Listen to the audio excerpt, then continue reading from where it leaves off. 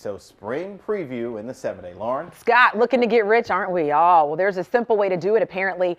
Do not spend your money while you're scrolling through your timeline. Researchers say avoiding that can help you save some big bucks. We all get wrapped up in sites like Facebook, Instagram, Twitter, trying to do just about anything to get a photo, like this private jet studio where you pay to take pictures on a private plane, but you don't even leave the ground, and this experience cost you a pretty penny, like many of the experiences and products on social media.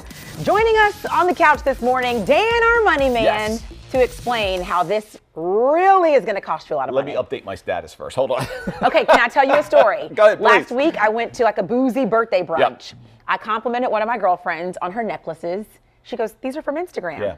I complimented someone else on a scarf. This is from Facebook. Love it. This is what people are doing. This is how we shop now, right? It used to be that you were keeping up with the Joneses next door, but now thanks to social media, we've got to keep up with the Kardashians in Hollywood, and it's costing us a fortune. 61% of millennials, Lauren, say that they spend at least 2.5 hours a day on social media. I agree. Right? So it's a fact of life. Yep. And those same folks are saying, well, they're kind of feeling sad, and 57% of them are saying, we're feeling sad because we're making unplanned purchases on social media that we weren't planning for, we didn't budget for, and we're spending money that we don't have. Can I tell you who's making it easier to do it? Go ahead. Apple, because You you got now it. just have to push Apple Pay. That's it. You don't even have to get up, make the Yep. effort to get your credit card Yep. anymore. It's a button. So it's a huge issue, especially the millennials are struggling already with student loans the size of Wyoming, which we're going to talk about later in the show, right? And, the job market is good, but pay may not be great. So on top of all that, they're spending money they don't have because they're on their social media accounts.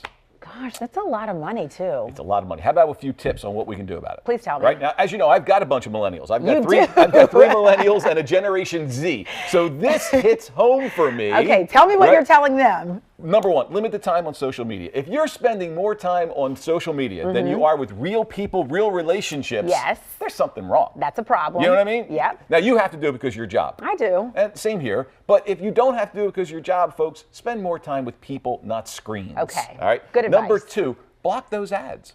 Oh, that's always an option. You can always limit It's those true. ads. If you're on Facebook, for example, go to your settings and you can limit the ads, or you can just show ads that you want to see, right? Things like that.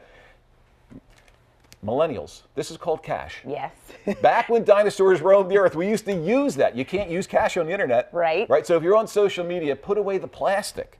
You got to be self-disciplined about that. Put away that plastic. Shop with cash for a while. You'll save money. Studies have shown that if you use cash, you'll save 18% versus folks who are using plastic. I put myself on a budget this week, so I was like, this is all I'm going to spend this week. And I think it sort of helped me remember, like, oh, no, I don't need that. Yeah. No, don't buy that, because I know that I'm trying to keep myself within a limit. And it's really tough now because, as you said, this is how we shop now. It is. This is the new reality of shopping. We're not going to the mall. We're going to social media. Can I tell you I thought of you yesterday because I noticed a little bit more money in my check? Yes. And I said, Dan promised me that this was going to happen. Promise fulfilled. Now, I think of you every day, but I'm glad you thought of me yesterday. Everyone should be getting a few extra pennies in their paycheck because of the Trump tax cuts. You should see that this week, next week. I noticed it and I was like, wait a minute, did I do something different? I thought maybe like I took money out of my 401k Nope. or I got a raise. Nope. Thanks, guys. No raise. But check your withholding. Make sure they're taking out the right amount of taxes. Remember the tip from last week? Yes. Right? Because you don't want to make sure you have to pay later. That's right. Pay now so you don't have to pay later. That's exactly right. That's a good advice.